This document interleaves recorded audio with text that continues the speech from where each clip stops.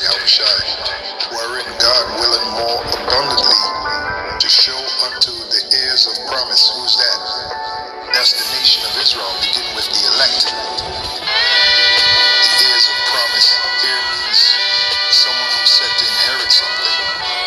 The first thing we're going to inherit, those of us that are part of the elect, is salvation by Yahushai into those chariots.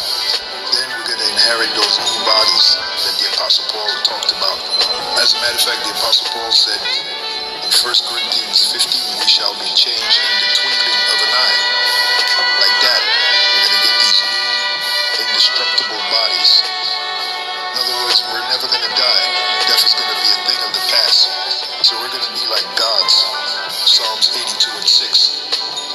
We're going to have godlike powers in the flesh. We're going to have godlike powers in the flesh. I just gave you a couple of examples of what we're set to inherit. That's why it says heirs of promise. So let's read it again. Wherein the Heavenly Father willeth more abundantly to show unto the heirs of promise, and hopefully that's us, the immutability of his counsel. Now let's look up that word. That's a big word, man. Immutability. Let's define that word.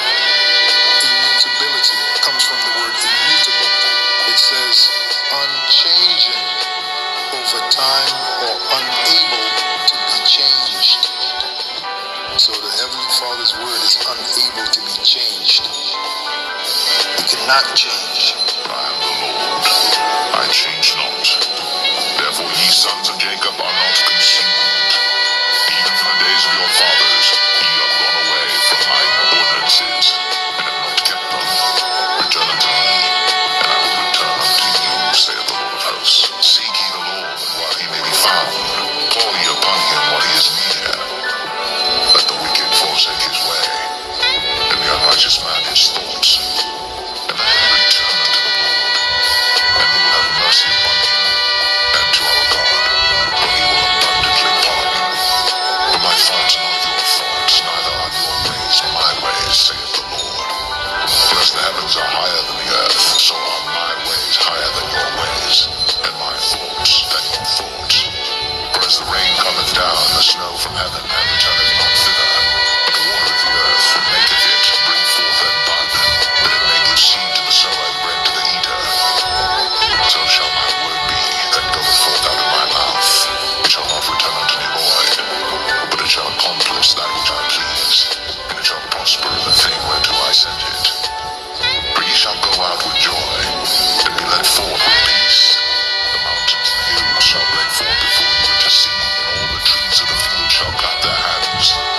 Instead of the thorn shall come up the fir tree, and instead of the briar shall come up the myrtle tree. And it shall be to the Lord for a name, for an everlasting sign that shall not be cut off.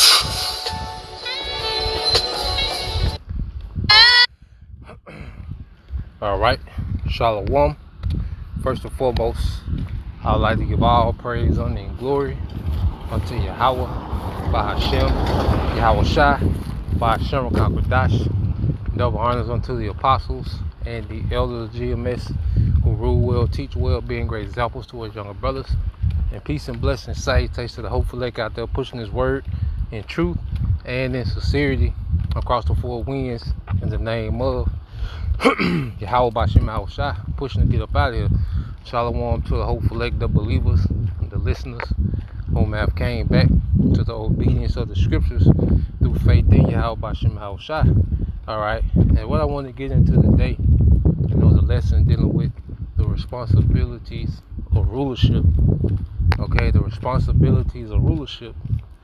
And this was inspired by a movie I watched, yesterday called Robert the Bruce. Well, it's about Robert the Bruce, and it's a true story. All right, a period piece. That's the main thing I watch. Is period pieces because it puts you in a particular mindset. Just to watch how men of honor and integrity move. How important family was, how important duty and responsibility was. And you only really see that in time, in period pieces, because those things rarely exist, But we're getting it back, amongst the hopeful elect.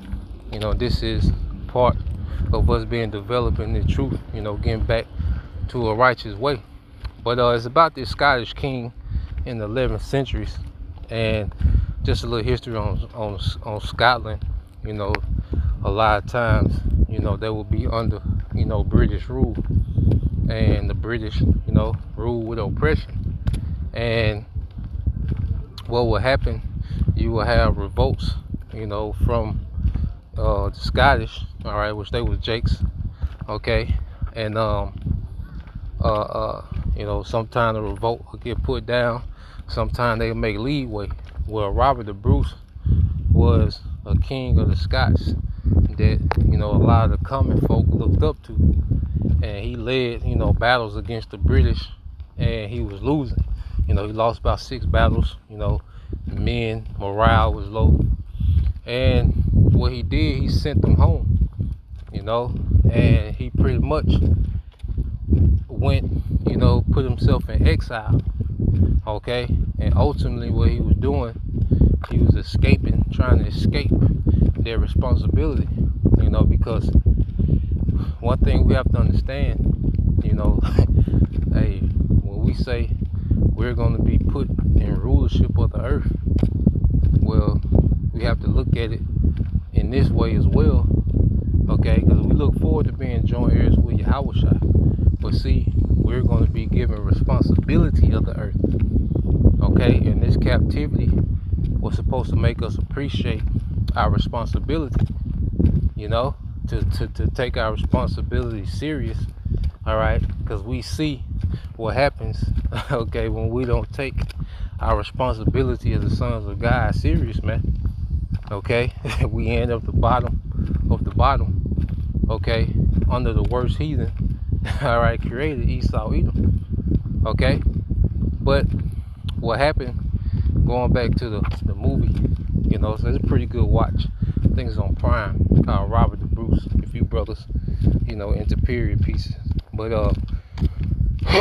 so he puts himself in exile, and he gets found, by his family on the countryside in Scotland, and the woman had lost her husband. Her husband fought, for Robert the Bruce in the war, and he died. So it was her son, her niece and nephew, and she used to tell her children, okay, stories about Robert the Bruce, because even though he had lost all them battles, he was still a hero to the common folk of Scotland, because he was fighting, for their freedom, But I say he was kind of defeated in the spirit, and kind of, they pretty much lost the fight, the fight that he had in him. He lost the fight that he had in him. But when he, was taken in and nursed up, because he had got injured, in a little scuffle, because they had a bounty on his head. So he got, injured in a little scuffle he had with some people that were trying to take him in and get a bounty, because you had certain Scottish, that was, that pretty much was sold out to the British. So you had infighting with the Scots, to those that was pro-British and those that was, pro-freedom for Scotland. So it was a bounty on his head.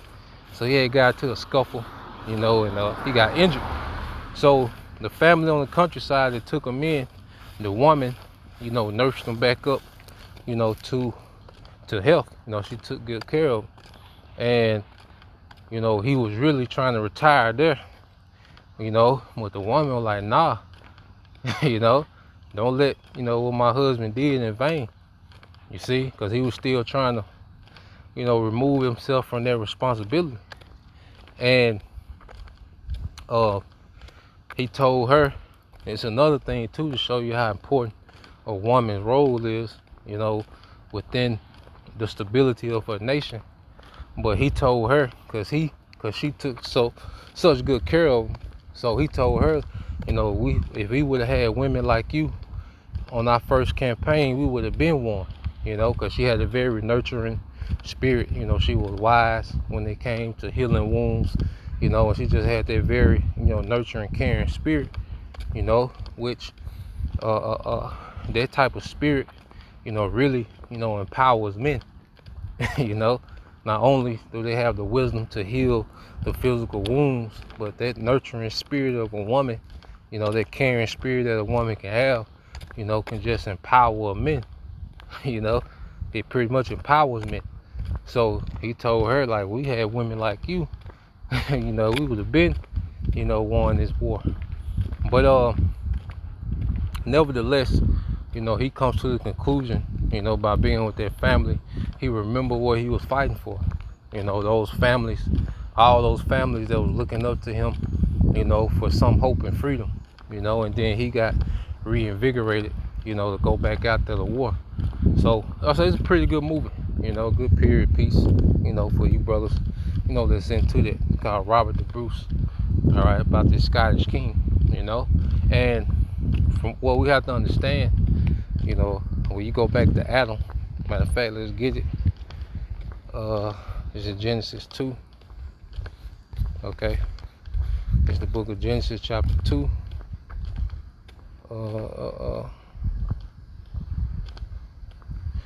And 15. Okay, well, first we'll start at 7. Okay. This is Genesis 2 and 7. It says, "And the Lord power formed men of the dust of the ground, and breathed into his nostrils the breath of life, and man became a living soul." Okay, now Christianity, okay, they make it seem as if the Most High, you know, gave Adam CPR, you know, he came to life, he became animated. Nah, okay, he was already, you know, living, you know, a living being. Okay, but that breath, okay, was that spirit of wisdom, you know, the law, statutes, and commandments, and that wisdom. And let's prove what that breath was when you go here. Okay, let's go here to the let's get Wisdom of Solomon,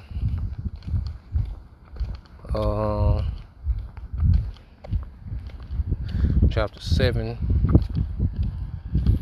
Okay, now let's go to 22. It said, Wisdom, Solomon chapter 7 verse 22. It said, "For wisdom, which is the worker of all things, taught me, for in her is an understanding spirit, holy, one only, manifold, subtile, lively, clear, undefiled, plain, not subject to hurt, loving the thing that is good, quick, which cannot be letted, ready to do good, kind to men, steadfast, sure, free from care, having all power, overseeing all things, and going through all understanding, pure and most subtile spirits. For wisdom is more moving than any motion, and she passeth and goeth through all things by reason of her pureness.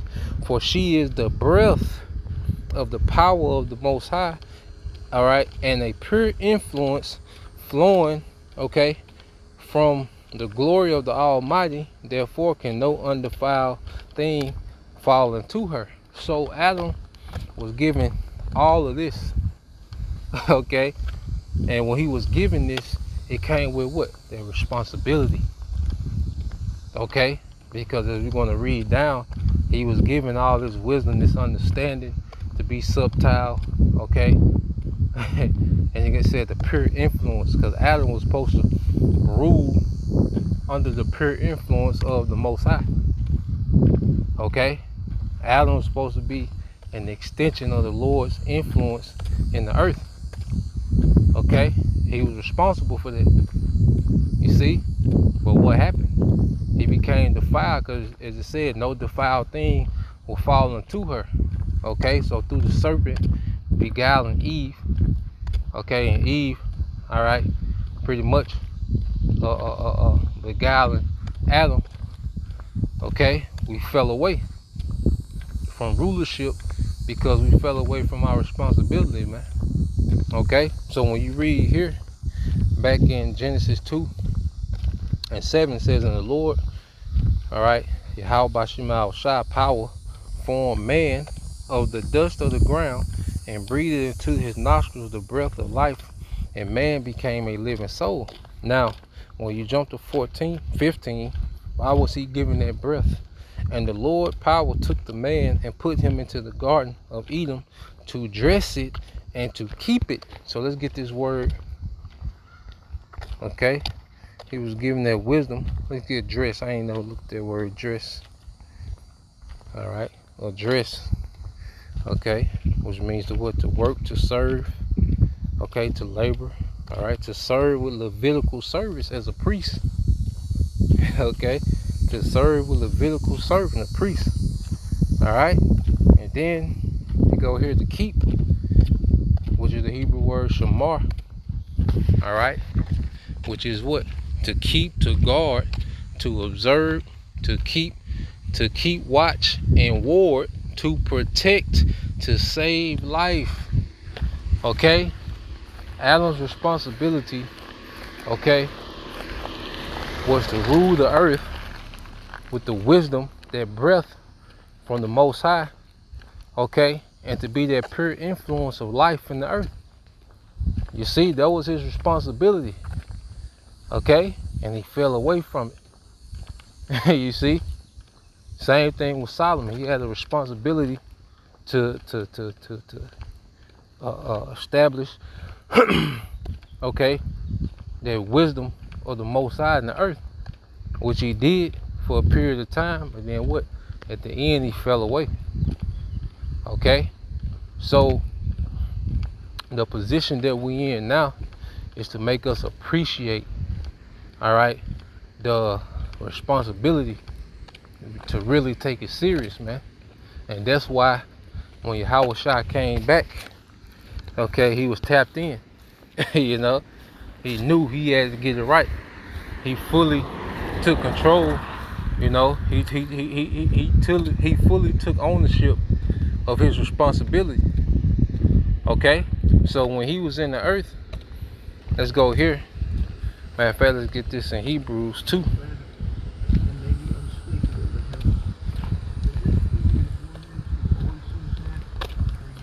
It's the book of Hebrews.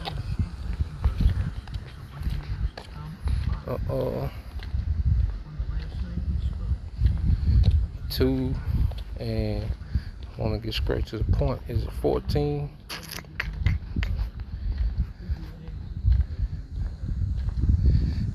Yep, this is 17. Hebrews 2 and 17.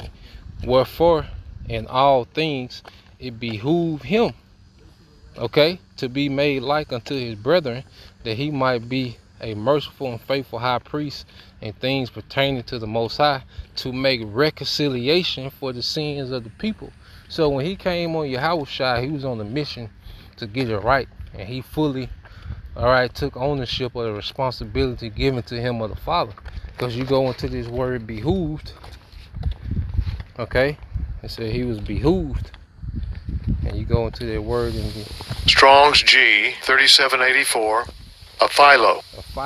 a philo. A All right, and it says to owe money, to be in debt for that which is due, the debt. All right, metaphorically, a goodwill due. You know, so Yahweh Shai came back on the mission, you know, as a man that was in debt. Okay, and that's why he was so tapped into the mission. He didn't deal with women. He didn't deal with the politics of Rome. Okay, he didn't deal with it with family. All right, he was tapped in. You see, because he fully took full responsibility, okay, for everything that played out thus far. And that's why you get the book of Luke, chapter 2. Let's get to the point. This is 2 and 41. It says, now his parents went to Jerusalem every year at the feast of the Passover. And when he was 12 years old, they went up to Jerusalem after the custom of the feast. And when they had fulfilled the days, as they returned, the child Yahushua tarried behind in Jerusalem, and Joseph and his mother knew not of it. But they, supposing him to have been in the company, went a day's journey, and they sought him among their kinfolks and acquaintance. And when they found him not, they turned back again to Jerusalem, seeking him. And it came to pass that after 3 days they found him in the temple, sitting in the midst of the doctors, both hearing them and asking them questions. And all that heard him were astonished at his understanding the answers. And when they saw him, they were amazed. And his mother said unto him, Son, why hast thou thus dealt with us? Okay, behold, thy father and I have sought thee sorrow. And he said unto them, How is it that you sought me? Wish ye not that I must be about my father's business? Okay, he was tapped in. You know, he understood what his responsibilities were. Okay, that everything was on him. Okay, so Yahushua, he knew that the cross was a part of his responsibilities. Like we always go into St. John 12 and 28, but when you read right above it, in verse 27, it says, Now is my soul troubled, and what shall I say? Father, save me from this hour. Before this cause, okay, came I unto this hour. So Yahushua, he was like, what I'm supposed to, tell you to save me from this hour? He like, nah, even though he prayed for another way, he knew, okay, when the Heavenly Father didn't answer him, he knew, okay, what the mission was, because it was already understood. He knew, Yahushua knew he was indebted to the Father to make it right. Okay, to be, their King of Kings. You see, so was he praying to the Father? He's telling his soul in trouble. It says, Father, save me from this hour, but for this cause came I unto this hour. And that shows you the dynamic, with Father and Son. Because the Father allows, would allow his Son, to struggle and figure it out. The Father will set expectations, for his Son. Okay? And especially you, a man with substance that had an inheritance, okay? The Son will have to prove himself, and that's something that, is lacking, within the matriarch today. Okay? Because sons are not being pushed. They're not being held accountable or given responsibilities. Okay? They're always being rescued from every situation they get in, no matter how old they are, man. And what does that create? All right? Irresponsible. Okay? So, going back, that's why when we go into the scriptures, all right, let's get Isaiah 46.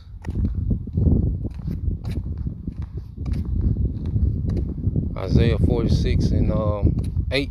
It said, Remember this and show yourselves men. Bring it again to mind, O ye transgressors. Okay?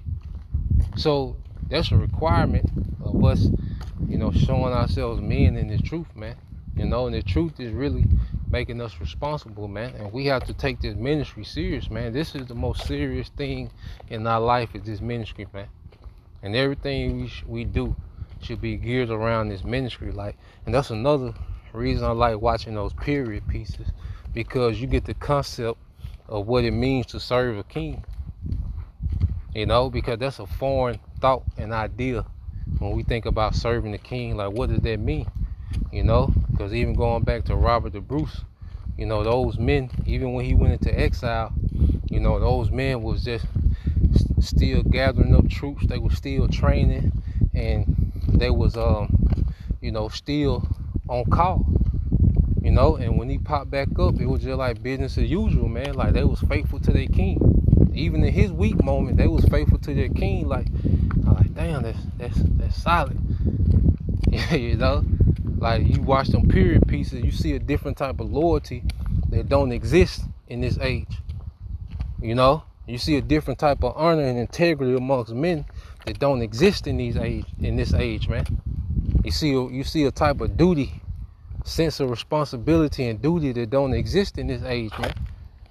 You see, and we can read about it in the scriptures, okay? Because you have one scene on there where old girl, I guess that was her nephew and her husband brother, you know, told her that, look, you know, next year when I come back, you know, I'm coming back to get I forgot his name, you know, but he's speaking about the nephew. You know, the mother, you know, she was like, nah, I don't want him to go. And he was like, nah, he got a responsibility. He said he got a duty to his village. Cause see, back then,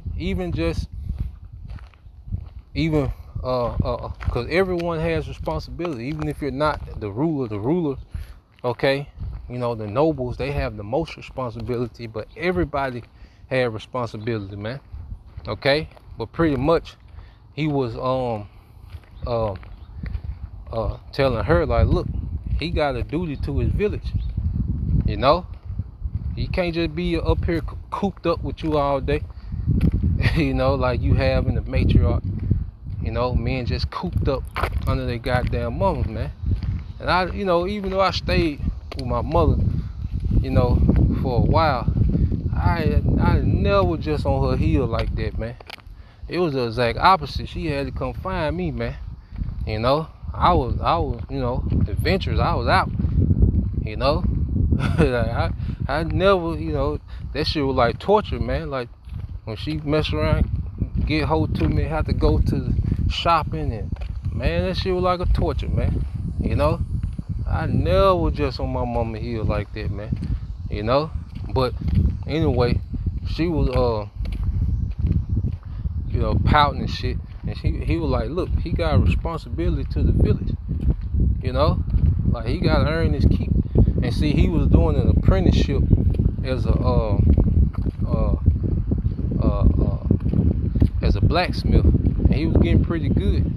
And he had a little thing for the blacksmith daughter, but he had to prove himself by getting a trade under his belt first, you know, before he took on a woman. Not like this society where, you know, these niggas, okay, just get to float around, you know, get women pregnant, you know, and niggas have no means of taking care of themselves or no one else, man.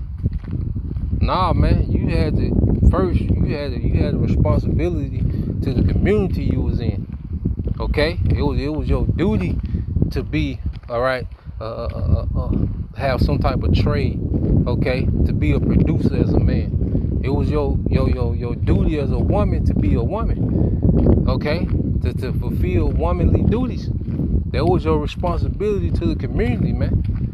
Okay, but this society is so, you know, individualistic, you know, that those things are foreign, you know. And I was just thinking about that.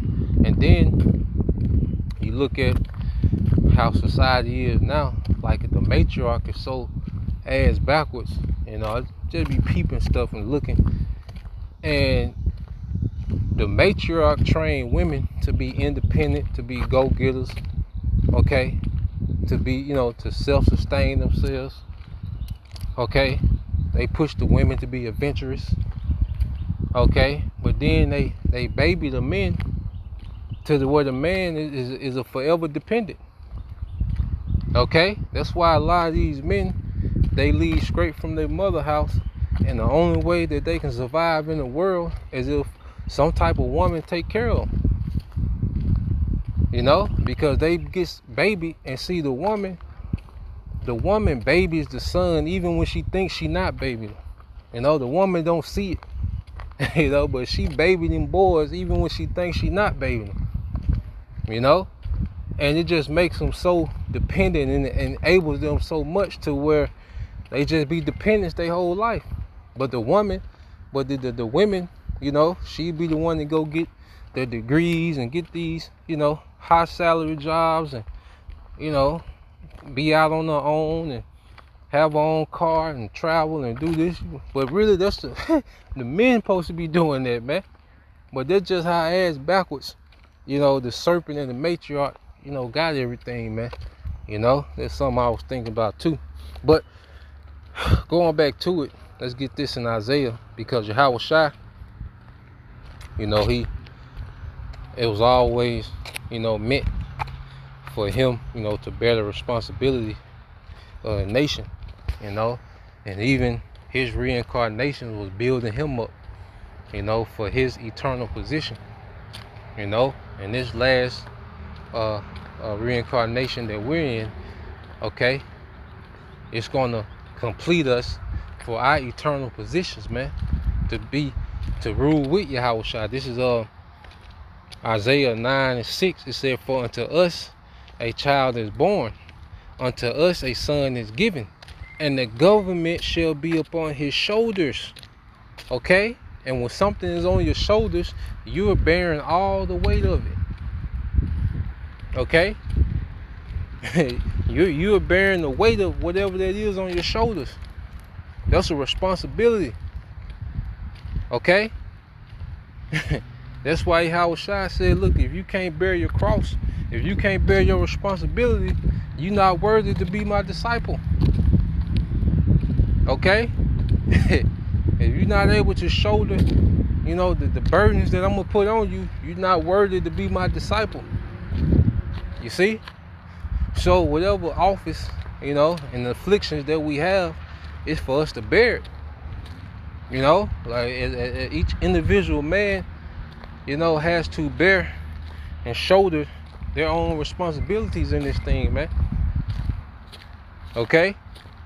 And when you keep reading, it says, and the government shall be upon his shoulder, and his name shall be called Wonderful Counselor, the Mighty Power, the Everlasting Father, the Prince of Peace. Okay? And see, going back to Yahweh Shai, you got the parable of the talents. He gave talents to particular men, which are gifts, you know, to teach this word. Okay? And he expects a return. Okay? And the more talents he gives you, the more return he expects. To whom much is given, much is required. Okay? That's the responsibility of, that's the duality. You know, the Lord's a perfect balance. Okay? The Lord didn't give you 10 talents, okay, to debate, you know, Christians all day. Okay? To sell merchandise with your logo on it. Okay, to become this YouTube celebrity. That ain't what the talents are for. That's you're being very irresponsible with the talents. Okay? Nah, man, he gave us the talents to edify his elect. Because see, when Yahweh Shai comes back, he's looking for men that are capable to help him bear the responsibility of rulership. Okay? That's the men Yahweh Shai is coming, all right, to get in those chariots. Is those men, okay, that's going to be able to help him bear that responsibility that comes with rulership, man. When you in rulership, okay, you're not looking just for no niggas to kick it with, man. Okay? You need, you know, y'all can kick it on the back end, but first and foremost, hey, the business gotta be handled first, man. Okay? So Yahweh Shai, being the King of Kings, those 144,000 men are able, responsible men. Okay? And you go into, all right, let's get this word responsible, then we get that parable about Shai. All right, so you get this word responsibility. It's in the Google. It says the state or fact of having a duty to deal with something, or of having control over someone. The state or fact of being accountable or to blame for something.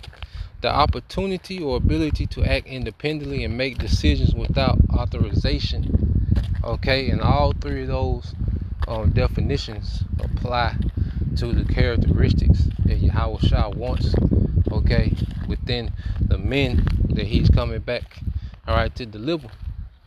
Okay, men that's, you know, that have a sense of duty, you know, that's able, you know, to make decisions without having to be micromanaged. Okay, You see? So going here, let's get this. I think this parable, will sum it up. Let's get this in Luke 12.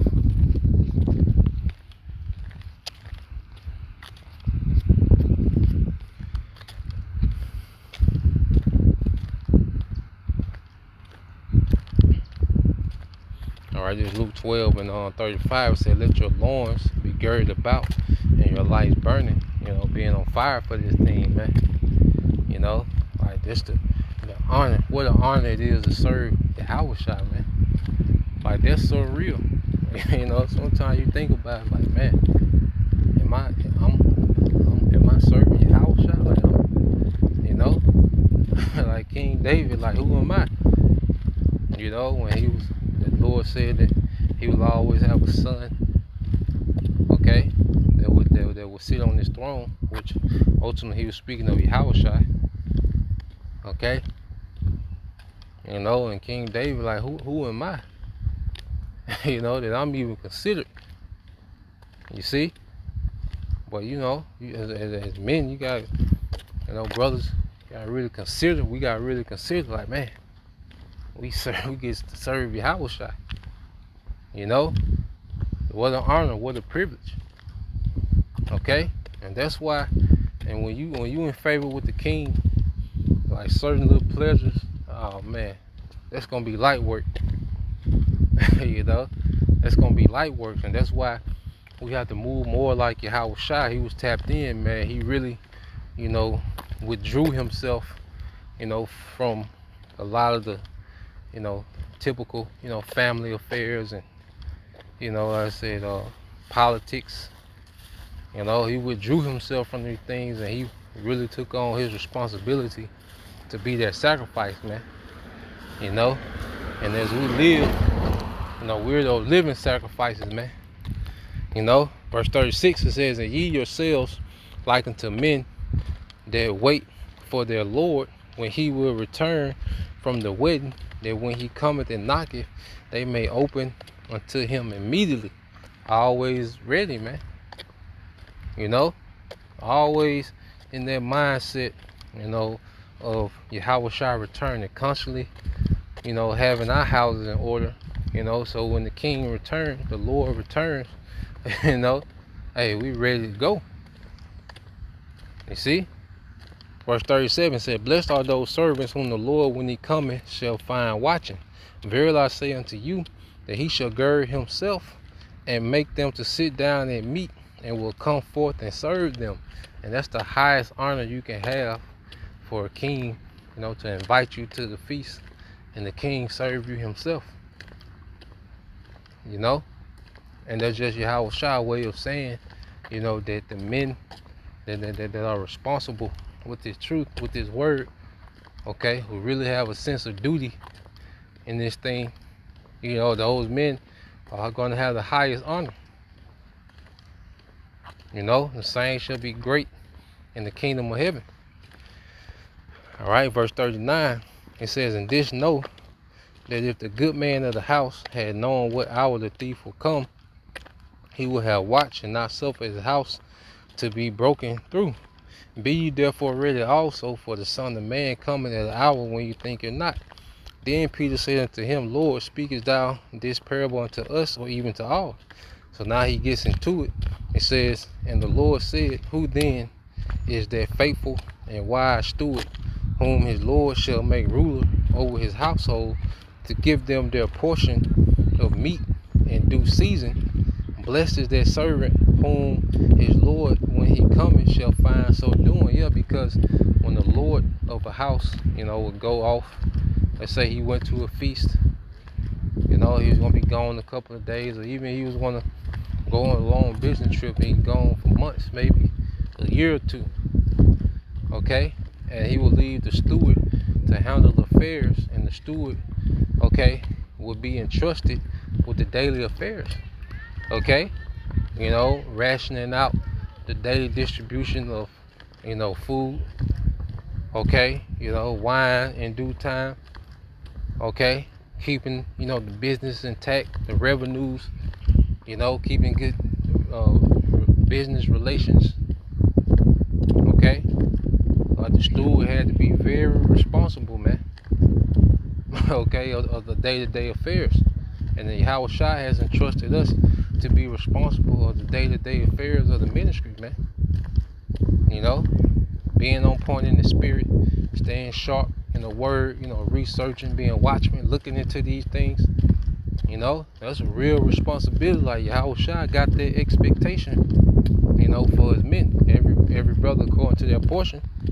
Okay, and we want to be those whom the Lord finds so doing. Okay, it says, of truth I say unto you, that he will make him ruler over all that he have. And Yahweh Shai, you know, has everything, beginning with the planet Earth, okay, and beyond. Okay, it's gonna come to a point to where our rulership is gonna expand beyond Earth. You see, we got a lot to look forward to, man, in this eternal righteous rulership. Okay, so we wanna be made rulers over everything that he has, man. But first we have to take serious the responsibility, man. Take this responsibility serious, man. Okay, verse 46, the Lord of their servant will come in a day when he looketh. My fact, I skipped 45. It said, but and if the servants say in his heart, my Lord delayeth his coming, and shall begin to beat the men servants and maidens, and to eat and drink and to be drunken, yeah, a man with no self-control. Okay, and this is what we seeing. Jake is being, you got men that's taking his word, all right, and have made millions of dollars. Okay, jet setting. Okay, 501c3. They drunk, and the people that's following the church, the congregation, the men servants and maidens, they got all them drunk. So ain't nothing really getting done. Okay, and that's why you see the product of these other camps. Okay, just a few men doing videos and everyone else just cheerleading and, you know, gossiping and, you know, still niggas don't know what's going on in the scriptures, don't know what's going on in prophecy, still calling on Christ. That's bad business. Yahweh Shai can't do nothing with that. A nigga calling on Christ. Okay, a nigga talking about he a crip. Yahweh Shai can't do nothing with that, man. Okay, women still proud, you know, with this feminist mindset. Yahweh Shai can't do nothing with that shit, man. You see, he'll get obliterated. You know, so when you read on, it says the Lord of that servant will come, okay, in the day when he looketh not for him, and for when he, all right, is not aware, and will, it says, and will cut him in asunder, and will appoint him, okay, his portion with the unbelievers, which are the nukes, man. Okay, there's a lot of Israelites, man, that really haven't grasped the responsibility of what we got. When you come with these crazy ass breakdowns, that's very irresponsible, like a child. Okay, you don't know how many families, okay, that you're confusing with these crazy ass breakdowns, man, and with this crazy ass conduct. Okay, because you got new believers that listen all the time. Okay, and here it is, they healing from the world, and you doing all this irresponsible shit on camera at the strip club, playing all these games. You know, then you got a precept for all the bullshit you do. You know, like the nigga woman. You see, got some type of justification for all the bullshit she be on. You see, and Yahweh Shai, he just finna obliterate a lot of you guys, man, that haven't, you know, grew and matured in this thing, man. Okay, it's a lot of 6'3", 220-pound little boys with fringes on, man. Okay, they still operate under that matriarch. Okay, so let's finish this, and it says, but he that knew not and did commit things worthy. All right, but he that knew not and did commit things worthy of stripes shall be beaten with few stripes. Okay, so if the Lord comes home and the steward, like I say, is irresponsible and everyone is out of pocket, the steward, the people that's out of pocket, they gonna get punished too. Okay, because before the Lord will leave, he will have that one-on-one with his steward about what he expects. And all you men that have came into the truth, you've come into this intimate counsel of what Yahweh Shai expects. Okay, so you, all right, were told exactly what to do and what not to do. You see, so everyone following you, they're going to be punished too. But when you read on, it says, for unto whom, it says, and did commit things worthy of stripes shall be beaten with few stripes. All right, it says, for unto whomsoever much is given, of him shall be much required, and to whom men have committed much, of him they will ask the more. So the more you're giving, okay, the more that's required. Whatever portion each brother has, there's more that's required. Okay, and every brother, has their different sacrifice. Their different balance, but we all have to handle our office with responsibility, man. And that's the part of rulership that people run away from. People, are killed to get to the perks of rulership. The access, the exclusiveness, the glory, the clout, the fame, the wealth. People kill for those things. Okay? People get outright conniving for those things. But the responsibility of rulership, everybody run away from. Okay? The woman, she when the woman, was running around this feminist, independent this and independent that, she didn't want the responsibility that came with it. She wanted the perks and the glory and the fame and, that came with being the head and authority to tell people do this and do this, She didn't want the responsibility. Okay? And this generation is a product of that, man. Okay? So, yeah, just something I wanted to go into in the spirit. Lord will, it was edifying. So once again, I'll give all praise, honor, and glory unto Yahweh, by Hashem, Yahweh Shai, by Hashem, Kakadash. Double honors unto the apostles and the elders of GMS who rule well, teach well, being great examples to his younger brothers. And peace and blessing and salutation to the hopeful elect. Shalom.